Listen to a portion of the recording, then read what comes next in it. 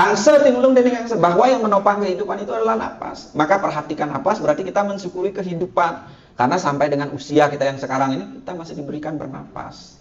Sekaranglah kesempatannya untuk mendalami napas lebih dalam lagi, kan? Nah, di dalam kitab Tantra Loka itu jelas. Seseorang yang sering memperhatikan napas dalam praktek-praktek yoga cara tantra, itu akan mempengaruhi level kesadaran orang itu untuk menjadi lebih selaras atau lebih stabil. Karena apa? Emosional itu berkaitan dengan napas. Coba dan jero gede nih ke emosi marah-marah, pasti napasnya pendek dan cepat. Yeah. Coba dan jero gede ketika tenang, napas ritmenya teratur dan dalam. PR-nya sekarang adalah ketika kita menghadapi masalah, diguncang oleh cobaan-cobaan, bisa ada napas itu tetap tenang, itu masalahnya.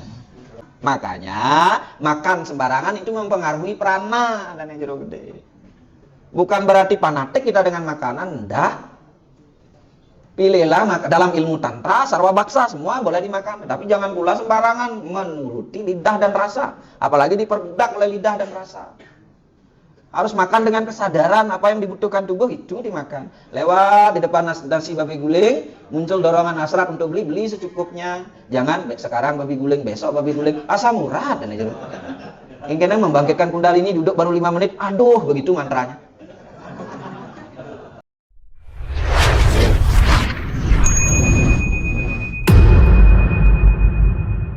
Ketika kita bernapas, ada mantra akhir muncul dari sabda napas itu sesungguhnya kita mengakses kekuatan dari Sang Yang Ibu Pertiwi. Jadi Sang Yang Ibu Pertiwi ini yang memberikan kita kehidupan. Jadi jangan pernah dari Ibu Pertiwi itu merasa bahwa alam ini kita yang salah dalam tantra.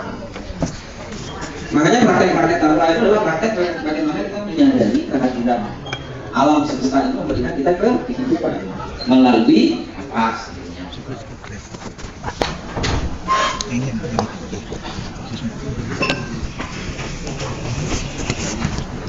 Ya, melalui napas. Kemudian ketika napas keluar itu berarti kita terhubung dengan kekuatan Sang Yang Bapa Akasa. Okay. Jadi kita dipelihara oleh Sang Yang Ibu Pertiwi dan Sang Yang Bapa Akasa, itu yang menopang kehidupan kita. Yaitu diwakilkan oleh aksara Rua Binede, Ang dan Ah. Nah, dalam Wijnana Bhairava Tantra agar kundalini itu bisa bangkit melalui pengamatan napas, ada rahasianya ini. Dan jero gede, tidak serta-merta napas itu diperhatikan tiba-tiba kundalini langsung bangkit, tidak bisa itu. Sebelum kita ketahui rahasia di balik itu. Rahasia mengamati napas agar energi kundalini itu bangkit adalah menemukan titik jedanya napas. Pernah tidak Dana Jero Gede memperhatikan titik jedanya napas? Titik jedanya napas ini ada 2. Titik jeda napas internal dan eksternal. Ketika kita akan menarik napas dan jeda ketika napas itu keluar. Itulah yang ditelusuri, dialami melalui praktek-praktek bawana atau meditasi. Dalam tantra meditasi itu disebut bawana, perenungan. Nah, ketika menarik napas adalah aksara Ang dan mengeluarkan napas adalah aksara A, maka titik jedanya napas itu adalah penunggalan aksara Ang dengan A, itulah Ongkara. Itulah dikatakan Ongkara sabda pranawa. Ongkara yang terlahir dari napas. Prana itu artinya napas. Wa itu merujuk pada lahir. Aksara yang terlahir dari napas itulah sabda pranawa. Itu Ongkara pranawa gitu. Itu. Berikutnya. Nah, ucara rasa aksara tantra itu ada 2 yang harus diperhatikan. Itu yang buka rahasianya dalam tantra. Getaran untuk kita merasakan getaran aksara dalam tantra melalui napas, itu ada 2 hal yang harus diperhatikan dan Jero Gede. Yang pertama nih ada yang disebut dengan aksara tinggar. Aksara tinggar itu adalah aksara yang mematerial. Jadi aksara yang mewujud.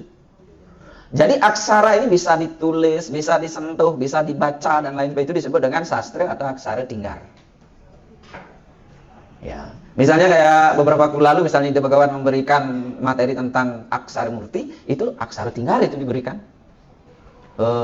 Mungkin sang begini bentuknya, bang begini bentuk, itu wujud daripada aksara. Oke.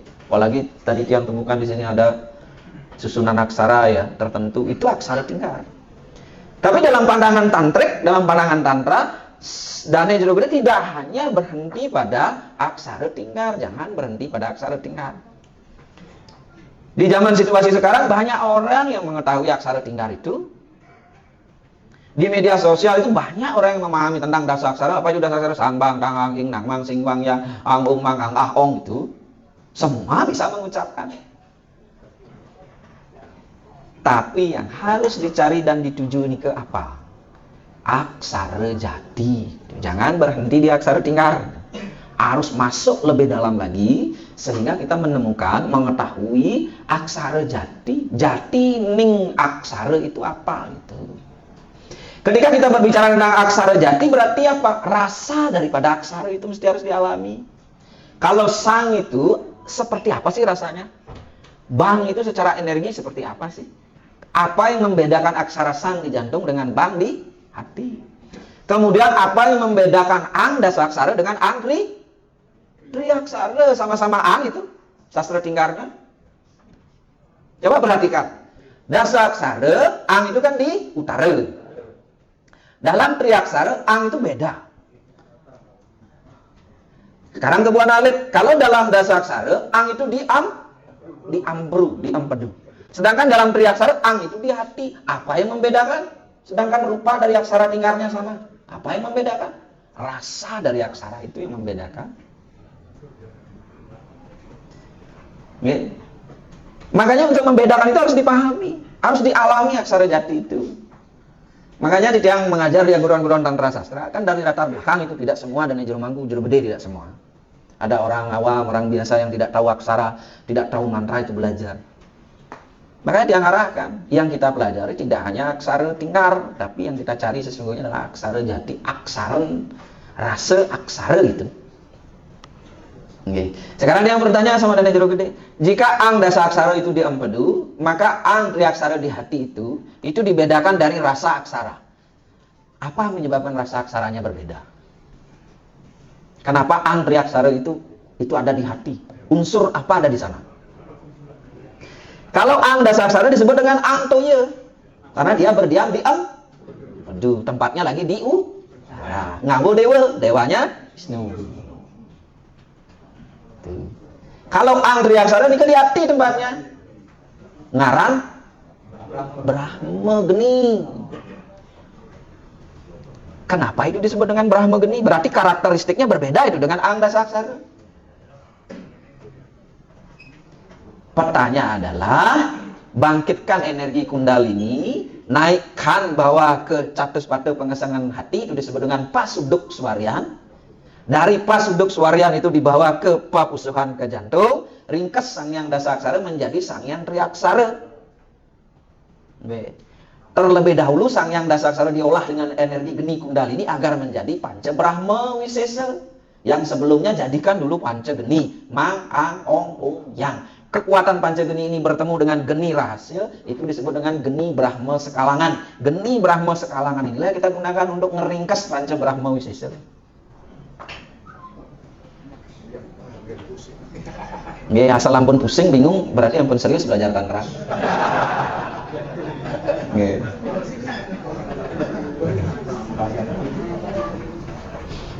Semeton Dana Jero Gede tidak akan bisa ngeringkas panca brahma wisesa itu sang bang tangan tanpa kekuatan panca geni, penyatuan dari geni rahasia dengan panca geni di brahma geni skala di catus patu ini kena tempatnya. Tidak akan bisa itu ngeringkas panca geni itu, panca brahma wisesa itu sang bang tangan ini.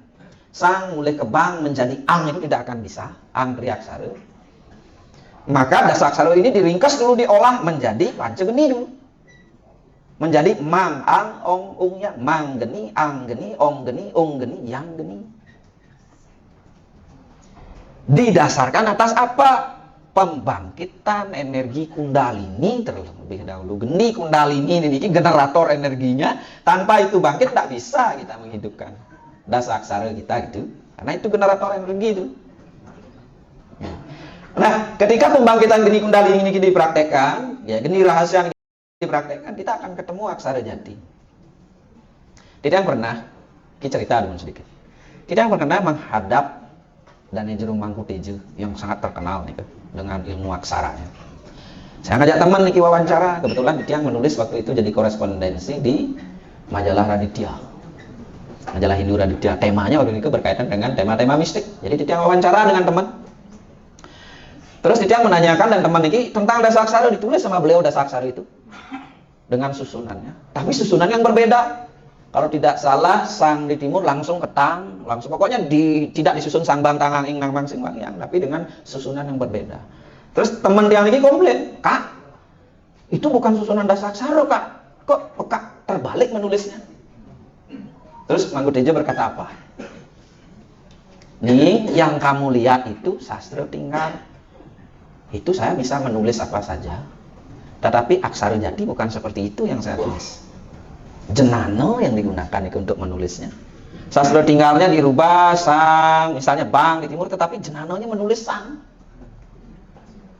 Inilah yang menyebabkan kalau berbicara tentang aksara-aksara tantra berbeda versi. Nanti dia jelaskan. Antara versi satu dengan yang lain berbeda-beda ya karena itu. Sengaja kadang-kadang disembunyikan, sengaja memang itu dirubah susunannya untuk yang membuat itu tidak tergantung pada sastra tinggar, agar mencari sastra jatinya gitu, aksara jatinya.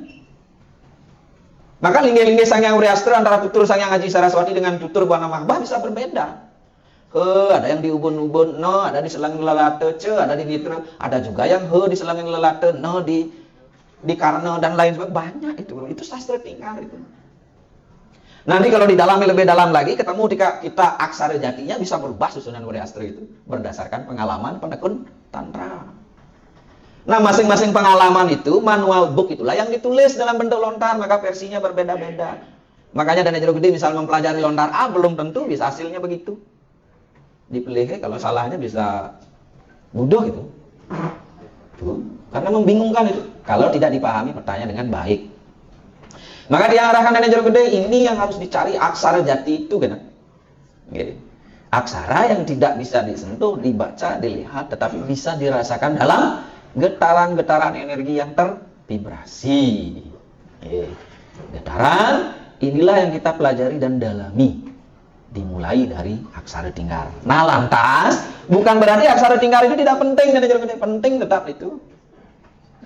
Makanya jangan berhenti di aksara tinggar. Uning aksara tinggal, tahu aksara tinggal itu dilanjutkan pada penemuan yang lebih dalam lagi, itu aksara jati. Kita lanjutkan.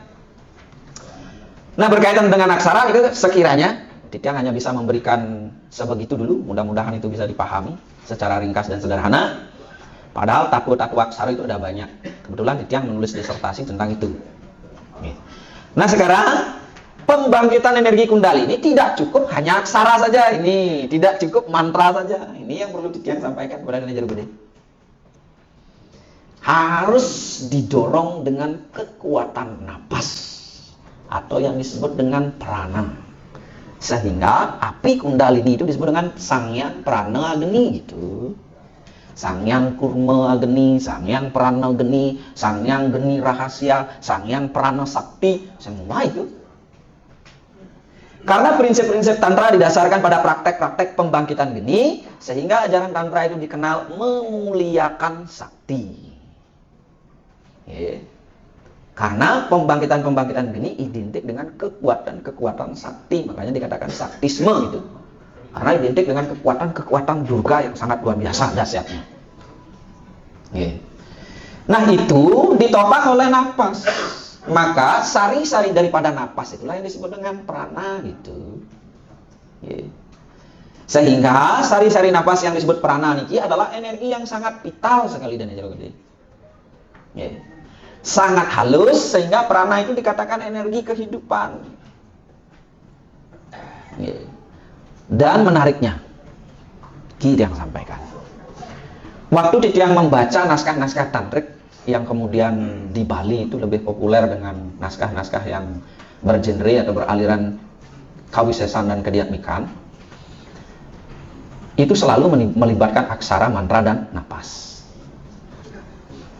Dengan konsep yang disebut dengan pasuduk suarian. Ini yang harus dipegang. Pasuduk suarian. Apakah sudah pernah, apakah kemarin ini dikasih tahu? Pasuduk suarian ini penting nih. Suduk itu artinya kita menyundul. Suari itu artinya suara. Suara itu sabda. Sabda itu getaran. Getaran itu vibrasi. Vibrasi itu frekuensi yang muncul dari energi. Maka pasuduk suarian yang dimaksud itu selalu menggunakan napas. Tidak ada yang bisa pasuduk suarian itu dipraktekkan tanpa napas. Makanya dalam sistem yoga, asana, pranayama dulu. Baru dharana dan dhyana, kan? Tanpa pranayama, tanpa mengolah napas, kita tidak akan bisa melakukan pasuduk suarian itu.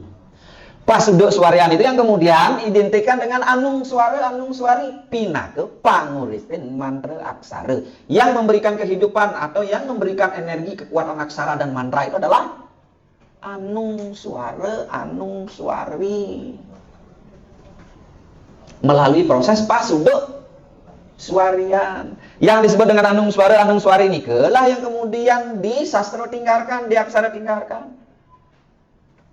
Nabi, ada yang tahu? Anung suara, anung suari? Arda candra, windu nada. Itu panguripin aksara mantra. Arda candra, windu nada itu disebut dengan anung suari, anung suara, mesuara, bersuara dengung.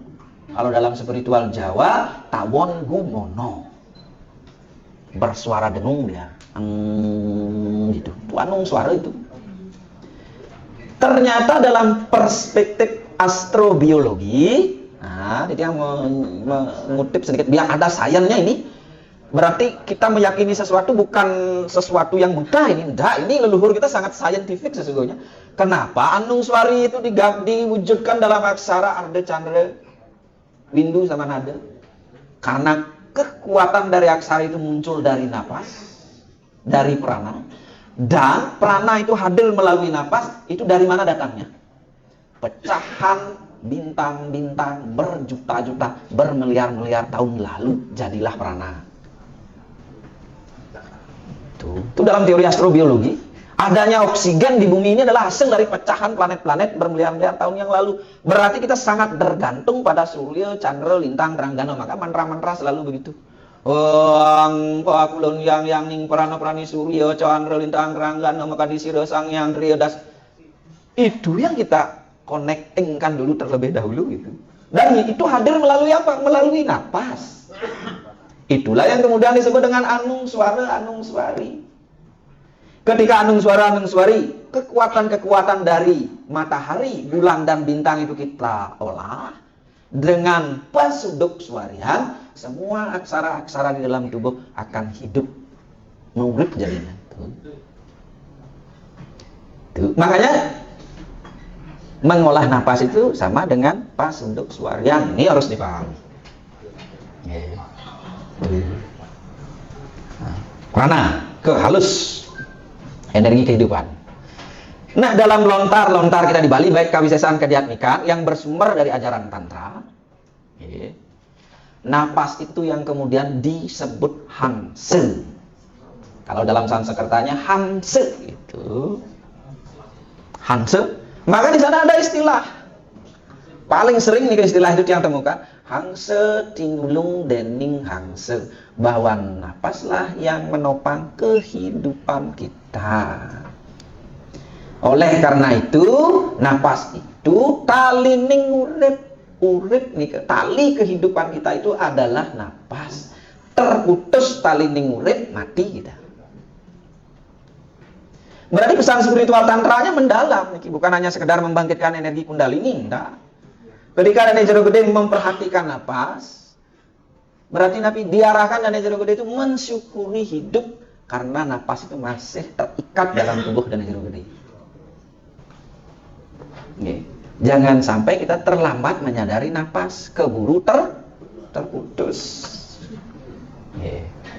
Ketika kita mati, begitu terkelepasan. Ketika kita mati susah mengendalikan napas, itulah mati yang diidentikan dengan kesengsaraan. Kalau di Bali itu gele-gele itu. Jangan sampai dan jero gede niki benjang bungkuran ya. Kedepannya ini jangan sampai gele-gele 10 tahun di atas tempat tidur. Menemukan kematian susah.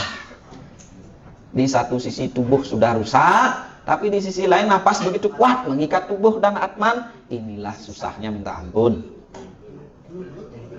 Gele-gele itu disebut. Makanya tidak jarang, mohon maaf, bukannya bagaimana, Dicang beberapa kali nih diundang, dalam arti disuruh mencarikan ambah orang yang meninggal. Itu ada caranya dalam cara-cara tantrik, melepaskan ikatan-ikatan sang roh. Prana itu bagaimana mengikat. Nah, itu nanti kita akan pelajari sebentar di Dasabayu. Karena Dasabayu selama ini dipahami hanya kawisesan. Ya, ya kasamara lawayang dah cukup gitu. Apalagi rajahnya itu populer kan. Di bajunya berisi Dasabayu. Di mobilnya stiker Dasabayu. Dan lain sebagainya. Apalagi di ulap-ulap pelinggih selalu berisi Dasabayu. Dasabayu itu apa sih sebenarnya? Nah, ini jarang kita pahami.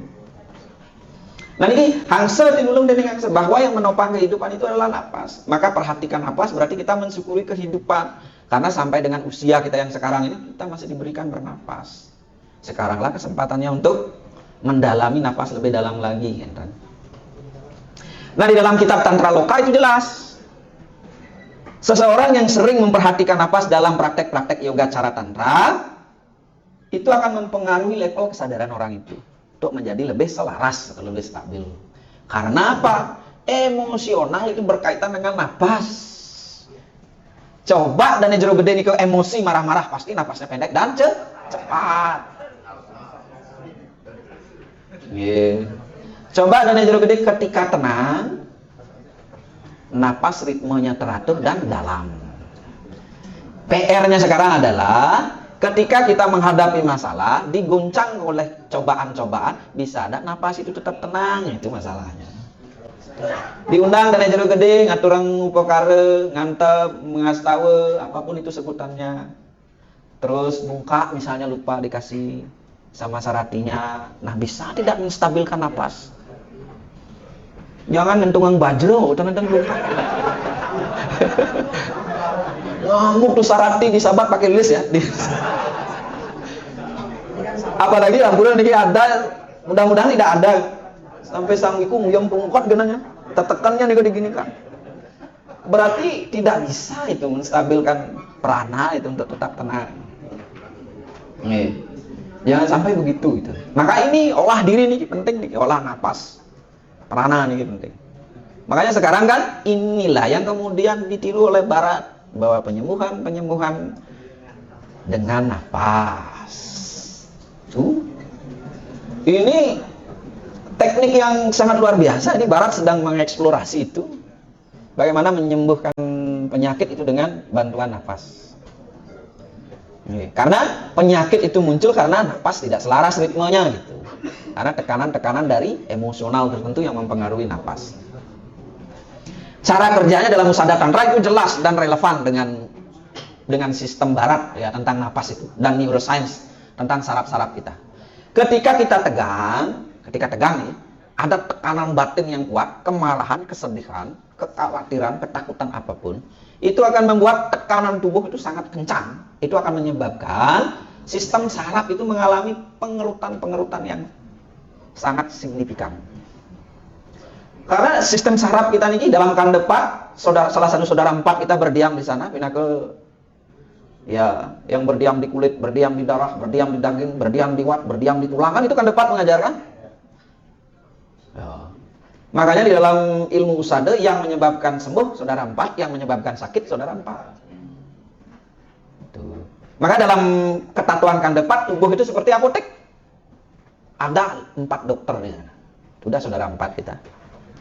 Tinggal ditulis saja resepnya, kita sakit apa, sudah dicarikan obat sama-sama tahun papat, catur sana kita sedulur 4 kita. Udah ada disembuhkan. Sekarang bagaimana kita terkoneksi, itu yang berat.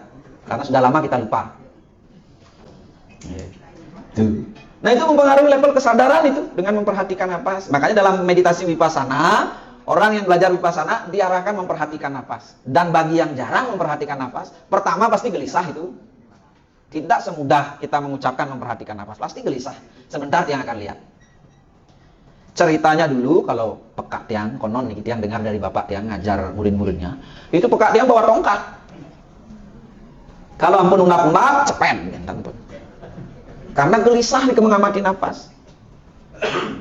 Ya, yang lebih sering sekali ini adalah ketika mengamati napas, tubuh kan rileks. Tubuh rileks, diambil alih, mulai rasa ngantuk. Serius.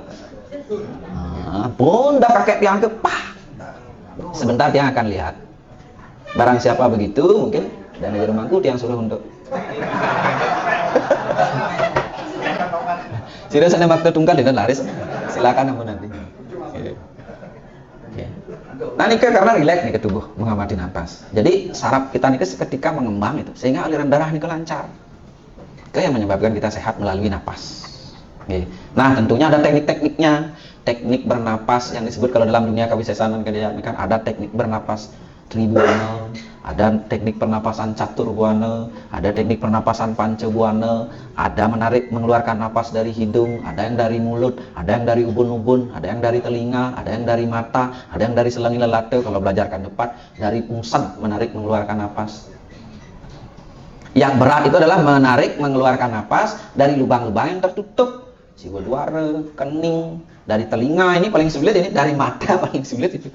Yang lazimnya kan dari hidung sama mulut. Ya, tahapan berikutnya yang akan ajarkan menarik napas dari lubang-lubang itu. Agar lising kalau orang Bali bilang, leluasa kita melewati jalur-jalur itu sehingga nanti leluasa pula mengarahkan sang yang atma itu ke sana ketika mati. Itu aja intinya. Tidak ada yang lain. Karena begitu penting napas itu sebagai saripati dari prana, maka prana itulah disebut kemudian prana sakti. Karena prana itu yang bisa membangkitkan kekuatan wisesa, kekuatan sakti di dalam diri kita. Dan ia bersemayam pada hangse, pada napas. Pada napas, makanya sering-seringlah memperhatikan napas. Lanjut. Nah, ketika membangkitkan energi geni kundalini, prana itu mesti harus diakses secara maksimal. Itu dan jeruk gede. Tidak cukup dihamati dengan pernapasan yang natural. Ini ada lanjutannya, ini ada jenjangnya. Oke, kalau kita mengamati keluar masuknya napas sampai menemukan titik jedanya, itu bisa membangkitkan energi kundalini sedemikian rupa, geni kundalini kita. Tetapi untuk menggerakkan energi kundalini kemudian kita arahkan untuk ngeseng bebayiring anggo sarire, untuk membakar timbunan-timbunan kekotoran di dalam diri, maka perlu kita mengakses prana itu secara maksimal melalui pranayama atau olah napas. Tuh, olah napas harus diolah nih napasnya. Nah, di dalam mengolah napas di dalam tantra ada dua titik yang harus diperhatikan. Itu disebut dengan dua dasanta hangsa. Ada dua titik yang diperhatikan, yakni titik ketika kita menarik napas dan titik ketika kita menghembuskan napas. Yang itu disebut dengan wiswa dan nada. Menarik itu adalah wiswa dan mengeluarkannya itu adalah nada. Di antaranya itu adalah windu, itu dikatakan anung suara.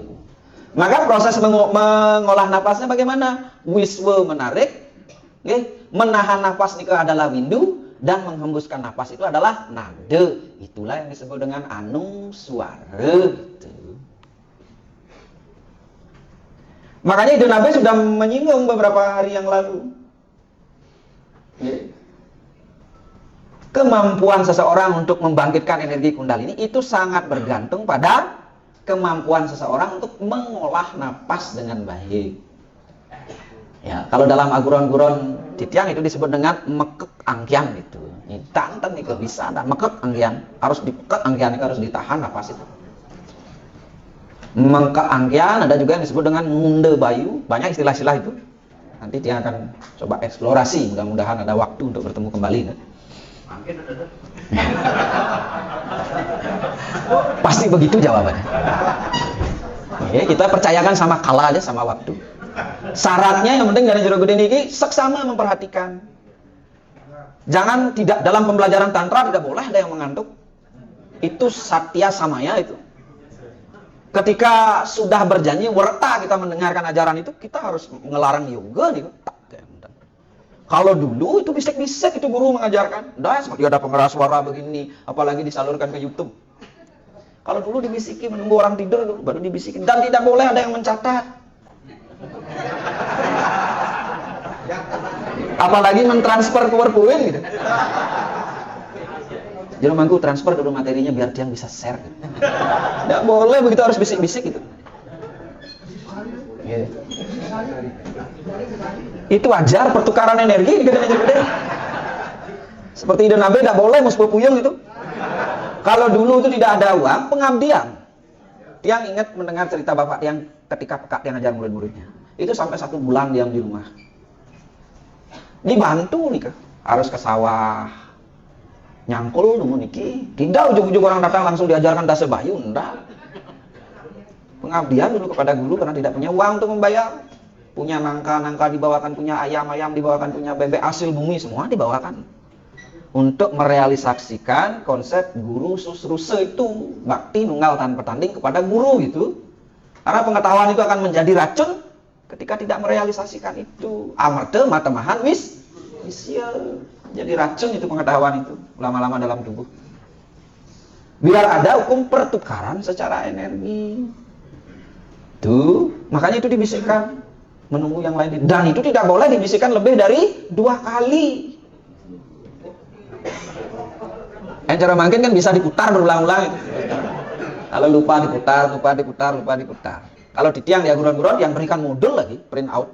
Pertemuan pertama ini materinya, prakteknya begini, caranya begini, mantranya. Bisa dibawa pulang, cuma jangan dikasih tahu orang lain. Kendati pun diberitahu boleh. Ya, atau juga tidak ngerti dan tidak melalui proses pawin tenang. Tuh. Okay. Nah, itu anung suara. Makanya pertanyaan sekarang sama Dani Jero Gede, pernah tidak melakukan itu? Olah napas, menarik, menahan, mengembuskan. Oke. Kalau sudah pernah dan sering, dia tidak perlu ajarkan lagi. Berarti sudah anung suarinya sudah bagus ngurip aksara. Jadi yang tidak perlu. Yang tidak perlu ajar. Seharusnya ada pertanyaan begitu dan Jero Gede diam. Hening sunyi berarti itu berkenan diajarkan.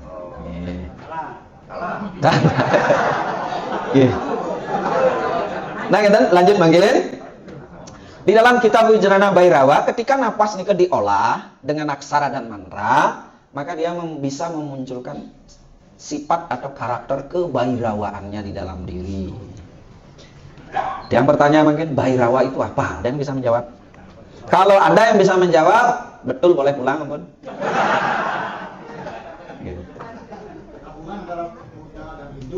Buddha dan Hindu Bhairawa. Betul. Ada yang bisa menjawab lagi? Bhairawa itu dari kata Bhairav. Itu artinya keagungan. Jangan dipahami keliru Bhairawa itu. Kalau udah Bhairawa diidentikan dengan hal-hal yang menyeramkan, hal-hal yang ekstrim, pengorbanan darah, pengorbanan tubuh manusia dan lain sebagainya. Bhairawa itu aspek siwa yang menunjukkan keagungan-keagungan dari siwa, itu yang disebut dengan Bhairawa. Itu keagungan, kemuliaan, keluar biasaan, itu Bhairawa itu. Nah, ketika juga kita sering mengolah napas, maka selalu kita akan bisa merasakan kehadiran ucara atau getaran-getaran aksara yang rahasia di dalam tubuh.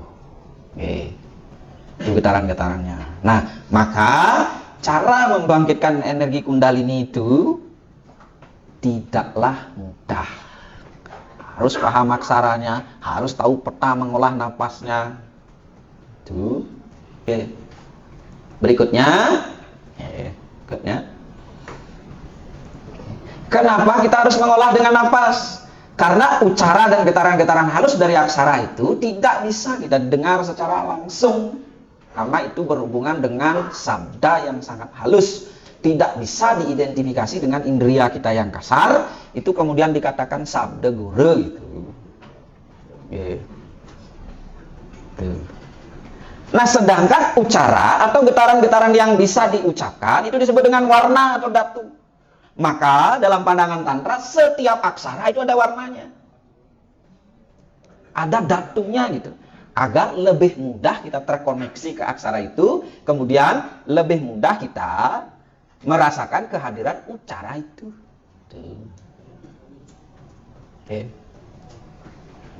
Dan makanya selalu ada warnanya. Dasa aksara sang, warnanya bang, warnanya merah, dan lain sebagainya. Karena dalam tatanan energi, spektrum dari energi itu memunculkan warna. Makanya dalam konsep Tantra, datunya, yantranya dulu diperhatikan, bentuk aksaranya dulu, warnanya apa, baru kita akan menemukan, baru kita diolah. Melalui napas, ketemu dan nanti aksara jatinya itu petanya. Oh, kita berbagi rahasia malah ini. Jadi kata kuncinya begini. Yantra, sabda, suara, nada gitu. Yantrakan dulu bentuk aksaranya seperti apa, kemudian warnanya apa, diafirmasi itu dalam teori barat itu disebut dengan afirmasi. Makanya dalam tatanan ini sastra tinggar itu penting, aksara tinggar itu.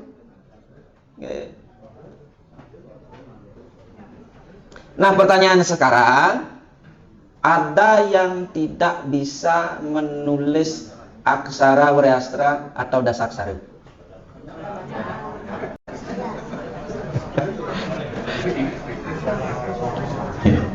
Ini menjadi pertanyaan dan tugas berat dari Iden HB sesungguhnya.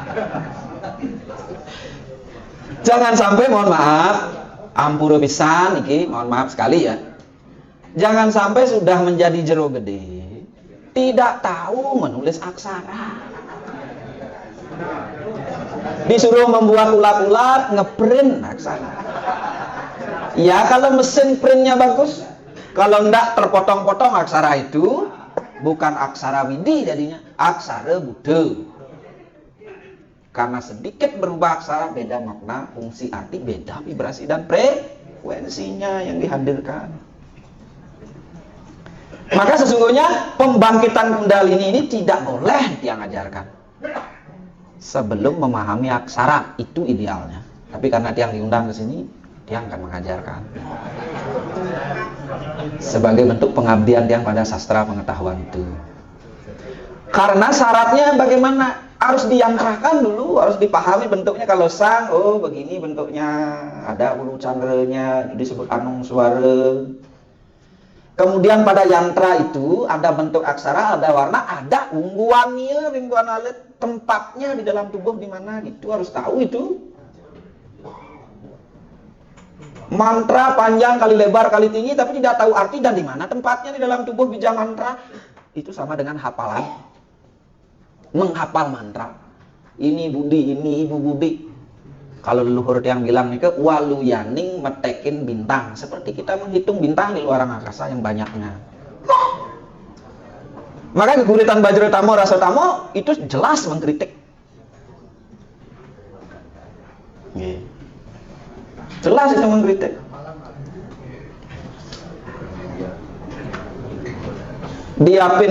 Diapin liu nawang sastra, nawang aksara, nawang cacahan aksara. Tan uning ungguan-ungguannya linggih-linggihnya ring anggo sarira, waluyaning ngiderang basa sesimbing, waluyaning metekin bintang. Kalau kita tidak tahu, kalau kita hanya sekedar tahu aksara-aksara yang banyak, kemudian kita tidak tahu di mana tempatnya dan bagaimana mengolahnya, itu seperti kita ngiderang basa sesimbing, menyindir. Makanya jelas itu aksara-aksara itu mesti harus diketahui bentuknya, yantranya dulu, di sana ada warnanya, datunya, bentuknya seperti apa, kemudian ungguan-ungguannya ring, buan agung, lan buan alit, itu penting itu. Misalnya dasar aksara sang itu sudah pasti di jantung, bang, di hati, tang, di ungsilan, itu maksudnya. Barang siapa yang uning linggih-linggih Sang Hyang Briastra niki dana jero gede sareng sami. He di mana, ne di mana tempatnya di Bonalit, ce di mana, re itu mesti harus dipahami. Ya. Ketika yantra di sana itu sudah lisik bendana jero gede ke mempelajari, ya, tempat-tempatnya kita tahu, baru kemudian yantra suara disuarakan niki. Ya. Ya. Disuarakan nih kan. Disuarakan inilah disebut dengan wirama, yantra, wirama atau suara. Dari suara ini menghadirkan sabda getaran, baru ucara vibrasi frekuensi. Ini harus didorong kemudian oleh napas atau prana, hidup empun energi geni kundalini ke dalam tubuh. Nah, nanti Ditya jelaskan aksara apa di kundalini itu, ada aksara apa, bentuknya seperti apa. Nah, dia yang beritahu oleh bos. Karena ketika prakteknya itu dulu diyantrakan, diafirmasi dulu, diniatkan, oh begini bentuk energi geni kundalini. Karena geni kundalini itu jangan sampai dipahami seperti api yang sekala, bukan. Seperti kita membakar sampah, api seperti itu, bukan seperti itu bentuk kundalini. Geni kundalini itu enggak, itu halus itu. Nah, itu dirupakan melalui aksara oleh leluhur kita. Yes. Ucara. Nah, kemudian kesimpulannya terkait dengan napas. Jadi napas yang diolah melalui aksara itulah disebut dengan prana mantra. Kemudian aksara-aksara inilah yang harus dirasakan getarannya sehingga bisa membangkitkan geni kundalini. Lanjut dungun malih bos diskusi setelah niki nggih, setelah slide sauriki. Entang ya. Nah, bagaimana hubungannya aksara dengan napas? Kenapa aksara itu mesti harus diolah dengan napas? Kan muncul pertanyaan begitu. Dibiarkan saja bagaimana? Ya enggak apa-apa kalau dibiarkan. Karena ada sebuah istilah dalam tantra kadyatmikan maupun kawisesan, aksara meneng olah kang ngucap. Aksara dan mantra itu berdiam dalam tubuh kita. Tetapi aksara yang diam itu dia menjadi aktif ketika digerakkan oleh napas. Ya, bagaimana Wajrasattva udah menyinggung itu kemarin. Aksara-aksara yang diam, mering sejeroning anggo sarira di dalam tubuh kita itu pasif. Energi kundalini dan jero gede ini kan pasif itu. Kendati pun aktif tidak maksimal, tidak powerful. Maka dengan kekuatan prana dan aksara, kita berupaya untuk mengaktifkan kekuatan aksara yang pasif itu menjadi aktif. Ditambah dengan kekuatan kundalini, itu sangat luar biasa. Tubuh kita menjadi tubuh yang benar-benar dikatakan dalam ajaran tantra kadyatmika itu manusia sakti, sidi adyatmika, sidi sabda, sidi bayu, sidi idam. Tuh sidi ngucap, tuh bahasanya, tuh ike ingaran manusia jati, tuh dinamakan manusia sejati itu. Oke. Nah, cara mengolah aksara yang diam itu, yang meneng di dalam tubuh itu, itulah melalui napas dan aksara. Ketika kita mengolah napas dan aksara untuk mengaktifkan aksara-aksara dalam tubuh kita, secara tidak langsung itulah dikatakan meyoga geni, mengolah energi sakti di dalam tubuh kita. Dan oleh karena itu, praktek-praktek meyoga geni inilah dasar dari praktek-praktek tantra. Dasar dari bagaimana kita mengaktifkan mandala, dasar bagaimana kita mengaktifkan yantra, mengaktifkan mantra. Tanpa kekuatan geni kundalini, kekuatan sakti, kita tidak akan bisa mengaktifkan semua itu. Yantra akan menjadi simbol yang biasa. Mantra akan hanya menjadi rapalan biasa, tidak mengandung kekuatan sidi, mandi. Mandala yang kita buat itu akan menjadi mandala biasa. Tanpa kekuatan energi geni kundalini. Itu. Tirta yang dana jero gede buat akan menjadi air biasa, tidak menjadi tirta. Kalau dulu orang membuat tirta pengentas jakti-jakti, benar-benar bisa mengentaskan Sang Hyang Atma gitu. Karena kekuatan geni kundalininya yang kuat.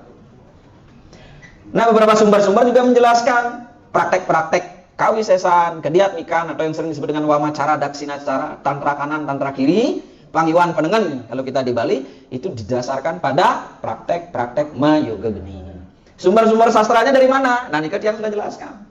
Sudah tuliskan di slideshow. Ya sire mahayun ginlarakan panggiwan muang penengen, benang angadagakan Sang Hyang geni rahasia ring jabo kelawan jero. Tuh, kalau diterjemahkan, barang siapa yang berkeinginan menggelar aliran penghiwan atau ajaran penghiwan dan penengen, kawisesan dan kediatmikan itu wajib melinggihkan Sang Hyang geni rahasia di dalam maupun di luar diri. Konsep jabo jero ini berkaitan dengan pasuk wedu. Muayan sire angangen penengen wiadin penghiwan sama juga tingkahnya dinelarakan pasuk geni ring sarire. Demikian pula barang siapa yang ingin menggunakan penengen dan penghiwan iki sama juga. Ya, gegelarannya harus mempraktekkan pasuk wedu geni ring sarire. Itu tentunya melalui napas. Iki panyurupan panggiwan muang panengan yen sira weruh wenang amat tuaken geni ring sarirante. Harus bisa mengeluarkan api dari dalam tubuh. Paling tidak menghidupkan. Iki keputusan Sang Hyang Kluwung Geni, iki Sang Kluwung Geni iki kawisesan. Wenang anggen pamurtian penghiwulan penengen. Nggih, ajaran kadiatmikan dan kawisesan itu tidak bisa dan jero gede murtikan tanpa kekuatan geni iki. Nggih. Kemudian panglukunan panca brahma benang anggen sira ginelaraken panghiwan lan penengen sama nih kekuatan geni yang dioptimalkan. Mulai dari level dasaksara hingga dwiaksara, kekuatan geni itu selalu dihadirkan. Sekarang perhatikan susunan formulasinya. Kenapa kekuatan geni itu selalu dihadirkan? Bagi yang paham betul tentang cacahan aksara, ang itu selalu tidak bisa dilebur. Karena itu kekuatan geni. Dasaksara sambang tanganging selalu ada. Kemudian dasaksara menadiang panca geni, mang ang itu selalu ada. Kemudian dadiang panca brahma wisesa, sambang tang ang itu selalu ada. Kemudian panca brahma jadikan riaksara, ang itu selalu ada di awal lagi tempatnya. Kemudian ang ung mang geni air dan angin, air, api, air dan angin. Ketika itu diringkas dari Sang Hyang Dwiaksara, ang itu ada. Ung justru mulai ke mang menadi ah. Air mulai ke angin menadi akasa. Ang itu mulai ke pertiwi. Ang itu tetap ada. Ah memperagan ong karo sungsang, ang ong karo ngadam. Karena mepawakan geni itu api, itu energi, itu tidak bisa dimusnahkan energi itu. Pesan spiritual dasaksaranya begitu. Energi itu tidak bisa dimusnahkan, tetapi energi bisa berubah bentuk sesuai dengan polanya itu. Energi Sang Hyang Triaksara, geninya, geni apa yang karakternya seperti apa? Itu yang harus dipelajari untuk menemukan rasem daripada aksara. Oke? Ini kutipan-kutipan lontarnya, sumber-sumber sastranya, sampai kita masuk ke hakikat geni kundalini. Sebelum itu, ada yang dapat wangsit nih dari Pak Ketua Kelas dan Jero Manggu Gede. Wenten diskusi. Nah, silakan Bung. Om Swastiastu. Om Swastiastu. Yang boleh galah untuk mentakan Jero Manggu, yang boleh perkenalan di Jero Manggu Gede. Jadi sebelum yang pernah diajari, bukan pembandingan gini. Kalau kita mau menghidupkan aksara itu, kita harus tadi dan sepakat geni itu harus dihidupkan. Terus kita mandi suci dulu karena mau menghadap yang tinggi atau ke atas. Kemudian itu tidak boleh kita melewati selanang lelate. Jadi dasar aksara itu kalau secara singkat yang dijelaskan, api naik dari ini sumsum belakang. Kemudian ayat suci dia nggak berani menyebutkan itu rahasia gitu. Nah, kemudian turun dia ke bawah. Awalnya tadi sama itu dikicamkan dulu dubur kita. Nah kemudian sampai di pusat dia berubah menjadi angin. Nah kemudian muncullah manusia sakti namanya di situ. Ini mungkin nanti yang menjelaskan supaya tidak salah. Itulah di situ suara setelah dia, karena kita ini cuci, dia keluar suara kemudian dari bawah lagi naik, dicuci lagi dengan ageni ini, lalu timbul 3 aksara, tapi tidak boleh melewati Islamic Latte karena itu ada pada Rasul. Angkungan.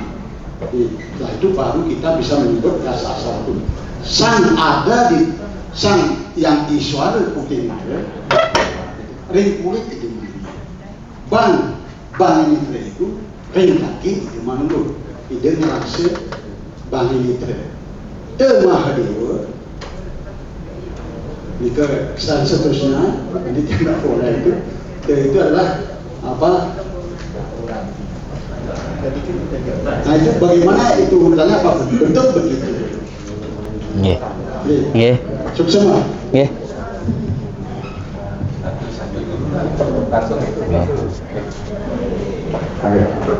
Om Swastiastu.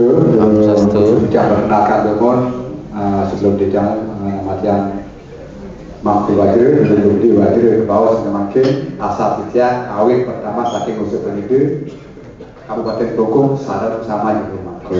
Tapi transmigrasi ke Kecamatan Bonyok, Kabupaten Sumbawa, NTB. Nah, saya juga sangat tertarik dengan juga pernapasan ini dari aksara, dasaksara, merubah dengan pancaksara, dengan triaksara merubah jadi ikut aksaranya.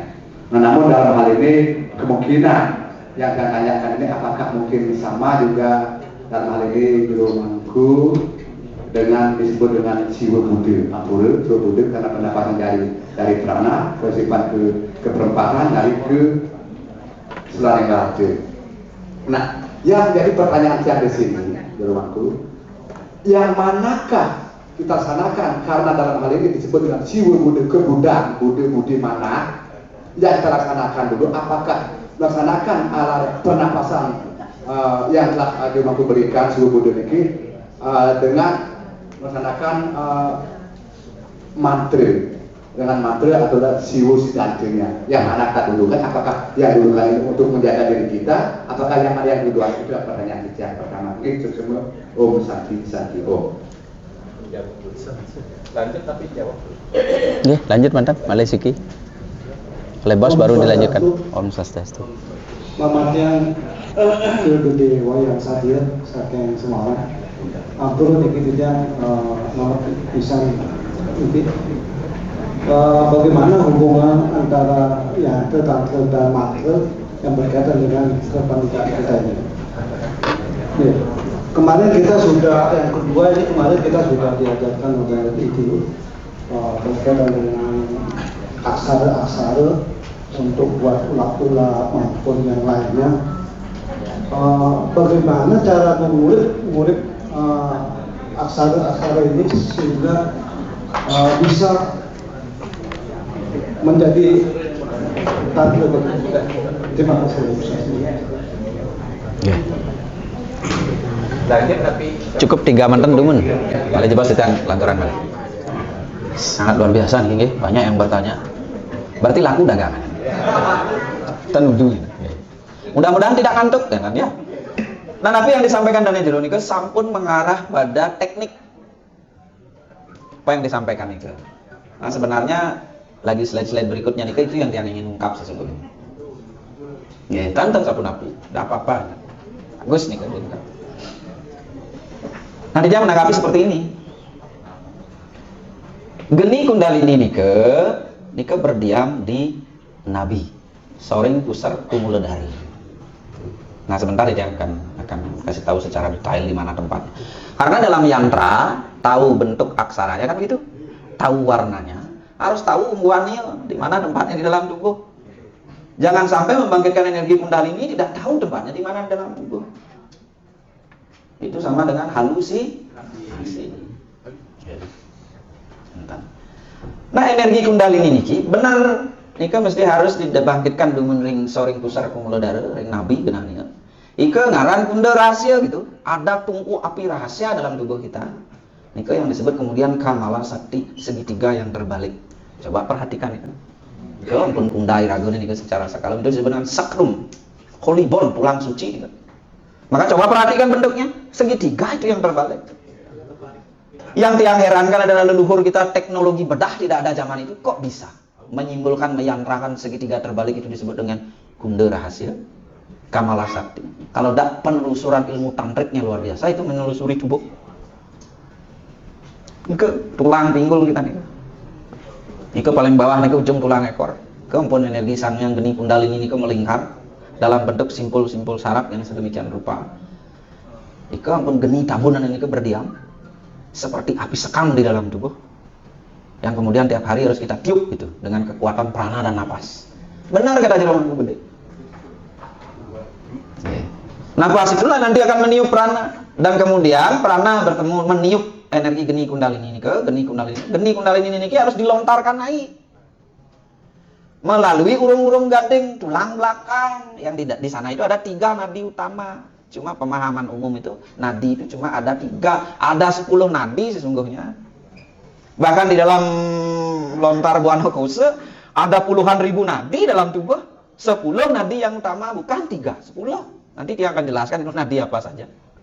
Kebanyakan kan hanya tahu ida, sumsumna, pingala. Ada itu gandari nadi, alam busel nadi, banyak itu nadi-nadi persimpangan dalam tubuh yang membagi nadi itu menjadi 10.000 tubuh. Ada satu nadi rahasia yang disebut dengan nadi kematian. Kecilnya itulah 1/7. Kalau rambut dan jero mangkung itu dibelah satu helai rambut dibagi 7. Sebagian nadi yang rahasia itu kosong, bolong, tidak berisi apa. Itu jalur Sangyang Atma menuju kelepasan. Tuh. Itu ada nadi 3 nadi utama ini di tulang belakang ini naik menghubungkan antara Sangyang Geni Rahasia dengan Ampura Sugro Mangga Titiang dan Geni Tulah Cakra Bahu. Titiang berani menyebutkan dengan Tirta Amerta yang ada di Telengin Untak. Maka benar geni itu tidak boleh melampaui Selengin Untak gitu. Tidak boleh melampaui Arjuna Cakra itu. Kalau melampaui bukan tidak boleh, kalau belum boleh. Ketika nanti sudah melampaui itu jalur kelepasan. Jangan coba-coba melewati Selengin Lelada. Pasang yang atmo semua moksa ini nanti. Sibuk panitia nanti. Semua moksa kelepasan. Nah tujuan api ini adalah membakar timbunan-timbunan wasana samskara kita yang buruk, kekotoran-kekotoran batin yang melekat pada lapisan-lapisan tubuh. Tirta Amerta ini diturunkan untuk menghanyutkan sisa-sisa pembakaran itu yang kemudian dikatakan dagdig karana amerti karana dalam dunia kesulingihan.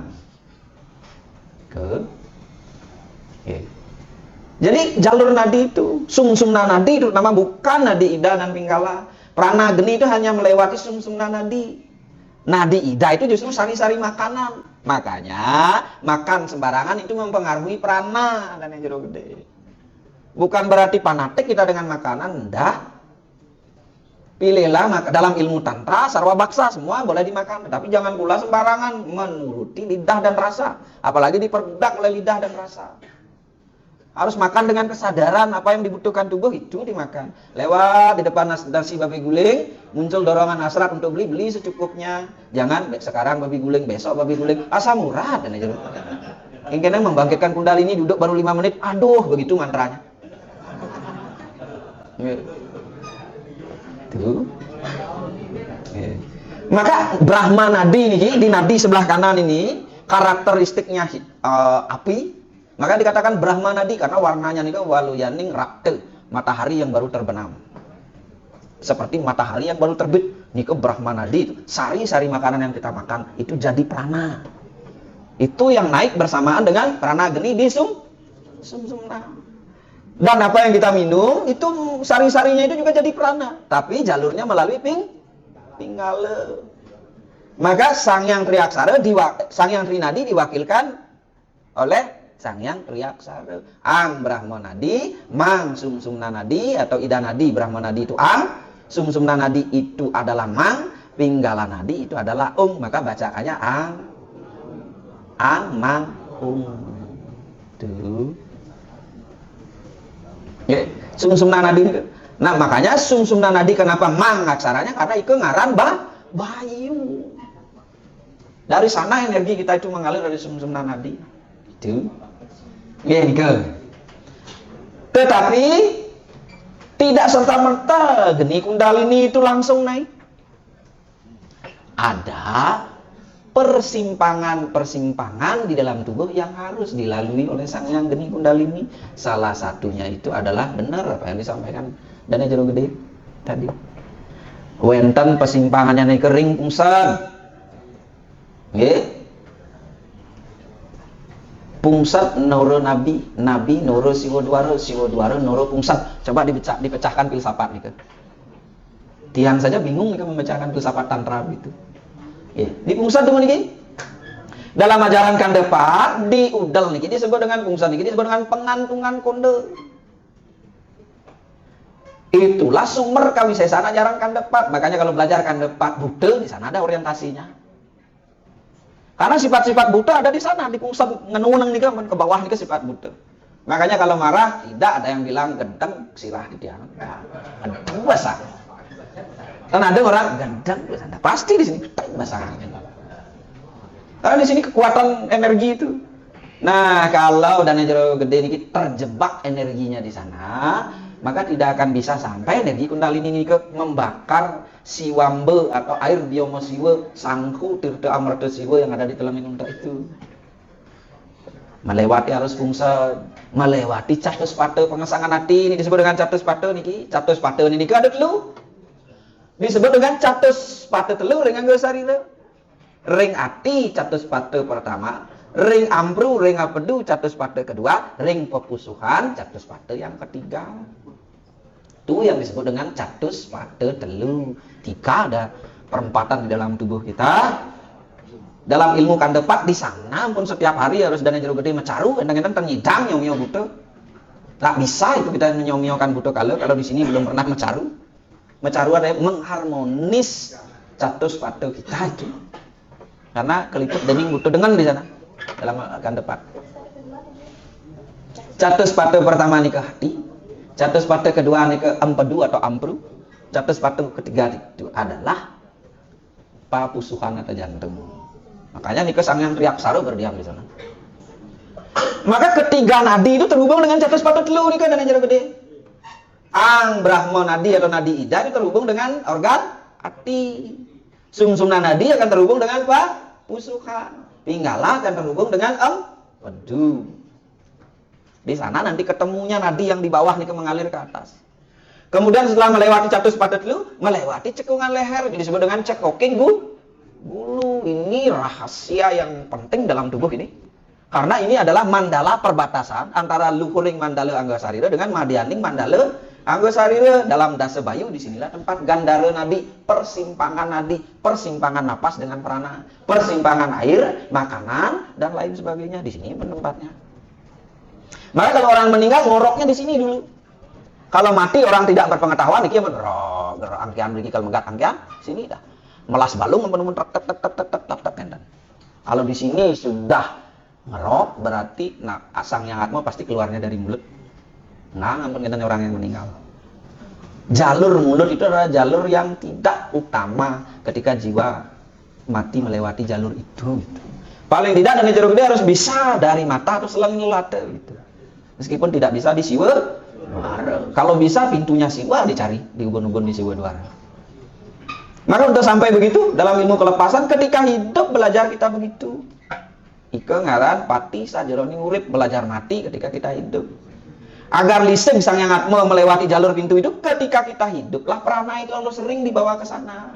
Terutama prana geni ini atau geni kundalini ini. Maka batasannya dana jero gede hanya sampai di siwa, hanya sampai di selengin lelate. Yang pura bukan di siwa duara selengin lelate. Setelah melewati cekokin dulu, digandari nadi persimpangan, naikkan lagi sedikit. Nika ada namanya telengin untak, selengin lelate niki di tengah. Kalau dalam ilmu barat itu disebut dengan kelenjar pineal, mata ketiga, konon katanya. Kalau tiang nika bukan mata ketiga lagi, mata 1000 itu. Nah, di sana. Nah, di telengin untak itu, di dalam otak kita itu, antara otak kiri dan otak kanan itu ada kelenjar pineal gland. Kelenjar itu percis bentuknya seperti siwambe, siwa, wadah sangku airnya siwa, percis seperti itu. Seperti buah pinus. Itu sudah dibakar dengan kekuatan geni kundalini, karena di sana menampung tirta amarta. Dan ini sejajar dengan neuroscience. Ternyata tirta amarta itu adalah apa kesimpulan tiang dan memastikan iya, meskipun tanpa riset. itu adalah hormon-hormon penting yang ada di dalam tubuh kita. Melatonin, endorfin, dopamin. Itu hormon-hormon yang penting dalam tubuh. Hormon kegembiraan, hormon spiritual, hormon kebahagiaan. Itulah yang disebut oleh leluhur kita Tantra Nusantara disebut dengan Tirta Amarta. Ada 5 itu disebut dengan Panca Tirta, Sanjiwani, Kamandalu, Kundalini, Mahamarta, Tirta, Panca Amarta gitu. Dan ternyata otak kita itu dikelilingi oleh air Tirta Amarta. Makanya dikatakan Danu Untek gitu. Danaunya otak. Yang warnanya putih itu dikatakan cerebrospinal, cairan otak yang berwarna putih itu dikatakan Sweda Kamandalu. Kalau itu dibakar sangkunya nih, aliran air Tirta Amarta itu deras mengalir melalui nadi, turun, kemudian sampai di catus pada delu, terutama di pukusuan. Itulah diminum oleh Sang Hyang Atma setiap saat dan setiap waktu. Tidak yang jelaskan prosesnya seperti apa lebih mendalam. Menjawab nih Kang. Tidak yang lanjut ke pertanyaan nomor 2. Yang lanjut pertanyaan nomor 2 nih ke. Nah, Titian juga agak tidak mengerti nih pertanyaannya. Sapun api nih ke. Diulang teman. Biar tidak salah menjawab. Mohon maaf, dalam hal ini kan juga diajarkan tantra dalam pernapasan. Ya, di dalam pernapasan tantra seperti apa yang telah disebutkan bahwa pernapasan tersebut mulai dari pusar. Dari pusar naik tentang Siwa Buddha juga alihkan ke di seleraning lelaki. Nah, namun dalam hal ini kami juga diajarkan kemarin pada Nabi, kenapa dikundaringi dari langkangan naik ke ubun-ubun di atas ini. Nah, di sini ini mana kira-kira apakah bisa kita menyatukan konsepsi seperti itu ampun. Nah, niki yang perlu dicari benang merahnya biar tidak benturan. Nanti Dana Jero Gede bingung nanti yang mana ini benar yang mana. Tapi dalam pandangan Titian, sedemikian rupa Titian menelusuri lagu-lagu tantra. Ya, apalagi pertanyaan dikaitkan dengan Siwa Buddha. Praktek-praktek membangkitkan geni di dalam tubuh itu siwa. Siwa ngaran kiwa kawisesan, berarti yang dipelajari itu pun kawisesan. Makanya membangkitkan geni itu pasti apa genrenya, arahnya kawisesan itu. Cuma kawisesan ini jangan disalahartikan. Wisesa itu artinya geni, artinya energi, berhubungan dengan geni kundalini itu. Kalau orang yang belum bisa membangkitkan kundalini belum wisesa namanya gitu. Makanya cara-cara geni niki berhubungan dengan geni niki adalah jalur kasiwan, jalur sakti. Di mana penunggalannya ketika geni niki sudah naik menyentuh dia air. Bioma siwa sana wenten ditelangin unta, berarti siwa niki nunggal sareng Buddha kan. Buddha niki memperagan tirta Amarta kalau kita kaitkan dengan konsep Siwa Buddha. Kalau kita kaitkan dengan Siwa Mantel, berarti geni memperagan sakti, Ibu Pertiwi, Sang Hyang Ibu Pertiwi, Tirta Amarta niki memperagan Sang Hyang Bapa Akasa. Ada benang merahnya itu. Kalau kita kaitkan dengan konsep Siwa Buddha, berarti penunggalan Siwa kelawan Buddha di mana? Ada di Catuspada, ada di Cekoking Hulu, ada di Selangi Lelate, ada di Tungtungin Gerana, banyak itu. Nanti yang jelaskan. Di mana penunggalan-penunggalan Siwa Buddha itu ada di banyak tempat itu. Nah, Nah, kemudian bagaimana geni itu bisa kok sampai di Siwa Dwara ini?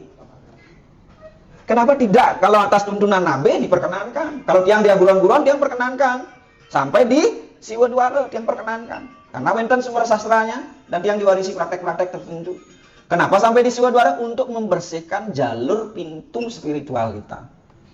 Kita kaitkan dalam ajaran Kandepat. Kenapa Rare itu dikatakan memperagan dewa? Karena masih lembek Siwa Dwaranya. Pintunya masih terbuka. Sehingga mudah terkoneksi dengan kekuatan Sang Hyang Bapa Akasa. Terkoneksi dengan spiritual, daya-daya spiritual. Karena kekuatan-kekuatan dewata itu. Bertambah umurnya Sang Rare. Sampai dengan di umur kita yang sekarang, coba makin getok Siwa Dwara senton. Keras kepala. Katos ngeten kodang nih. Maka ini yang menghalangi kita untuk terkoneksi dengan Siwa. maupun Buddha. Maka laku pranageni kundalini itu adalah apa? Kembali kita membuka jalur ini, maka apinya itu ditempatkan di Siwadwara. Jangan saja melewati pintu Siwadwara. Ada di atasnya Siwadwara itu lagi Triyangastuli, 12 jari dari ujung hidung. 12 jari dari ujung hidung niki Siwadwara. Dari Siwadwara 12 jari itu ada dimensi spiritual itu namanya. Itu tidak boleh itu sampai melewati itu. Kalau tidak atas saran dari nabi ataupun guru gitu. Tapi kalau ada misalnya tuntunan itu, kenapa tidak? Ketika hidup kita belajar untuk itu. Jangan nanti ketika hampir meninggal gitu, napas sudah pendek, terus memori kita sudah kacau, ndak ingat kita yang namanya geni kundalini dan lain sebagainya.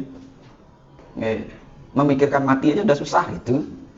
Maka sekarang ketika kita hidup, kesadaran kita masih bagus, tubuh fisik kita masih sehat, itu yang harus dilakukan setiap saat dan setiap waktu. Dalam Angkus Prana itulah dikatakan ngandag semanya mati. Kita bisa menangguhkan kematian kita. Maunya di hari yang bagus, bukunya, pancawaronya, sabdawaronya biar bagus, baru kita jalan. Itu bisa kita tentukan. Orang-orang tua kita dulu kan begitu.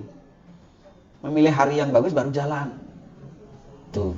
Nike yang disebut dengan Siwa Buddha. Konteksnya, tergantung konteksnya mangge. Mangge silahkan ampun yang mana mau dilakoni atas penugrahan nabi tentunya.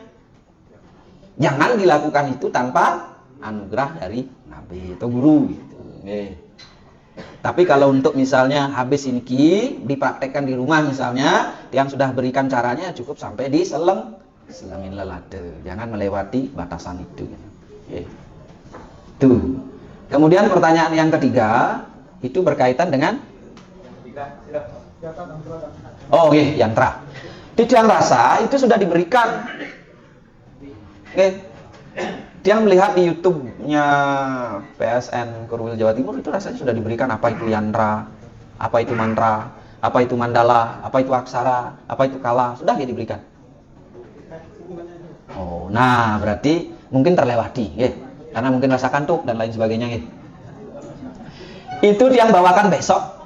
Kan besok ada materinya tantra kaitannya dengan kehidupan atau tantra kaitannya dengan swadharma dan jero gede. Ini kan di sana nanti yang akan berikan apa itu yantra, apa itu mandala dan bagaimana kaitannya dalam praktek-praktek beragama Hindu. Itu besok yang berikan. Jangan dikeluarkan sekarang, nanti amunisinya apa?